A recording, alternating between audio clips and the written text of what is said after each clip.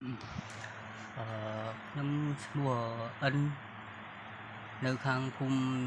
ភៃរូងភូមិអ្នកស្រុកខេត្តកំពង់ស្ពឺស្រុកប្រាសាទខេត្តកំពង់ស្ពឺឃុំទួល7ខ្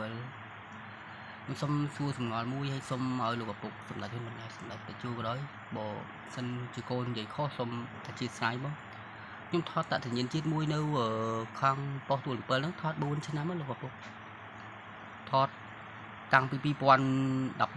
មកដល់2023មករហូតដល់2026អត់ធ្លាក់ហើយខ្ញុំជាកូនអ្នកក្រម្នាក់ខ្ញុំមានលុយណាទៅធ្វើតសញ្ញាណជាតិលោកឪពុកសុំតសញ្ញាណជាតិមួយធ្វើការដើម្បីចិញ្ចឹមជីវិតផងព្រោះអាហ្នឹងគេហៅតសញ្ញាណជាតិតសញ្ញាណប័ណ្ណដល់ពេលខ្ញុំរស់នៅក្នុងឃុំសង្កាត់នៅប៉ុស្តិ៍ទួល7ភូមិអ្នកត្រាចភូមិភៃរូងហ្នឹងថតទៅអត់ធ្លាក់4ឆ្នាំហើយខ្ញុំបានអីធ្វើការហើយបើមិនជាខ្ញុំអត់មានអីធ្វើការអញ្ចឹងលោកខ្ញុំដើរក្នុងសង្គមមួយខុសដែរសង្គមដែលល្អក៏អាក្រក់ក៏មិនដឹងអញ្ចឹងណាលោកឪពុកចឹងសូមលោកឪពុកសម្ដេចតេជោនិងសម្ដេចឪហ៊ុនម៉ាណែតជួយរកឫសគល់កូនមួយសូមអត្តសញ្ញាណជាតិមួយព្រោះខ្ញុំនៅរស់នៅក្នុងឃុំទួល7ស្រុកបរសែតខេត្តកំពង់ស្ពឺហ្នឹងមានប៉ូលីស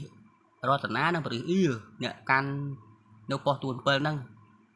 ហេតុអីបានជាថតឲ្យខ្ញុំ4ឆ្នាំអត់ធ្លាក់ហើយខ្ញុំអត់មានលុយទៅធ្វើអញ្ចឹងលោកឪពុកសូមតសញ្ញាណជាតិតញ្ញាណប័ណ្ណជាតិមួយធ្វើការងាររោងចក្រអីបានអត់ទេលោកឪពុក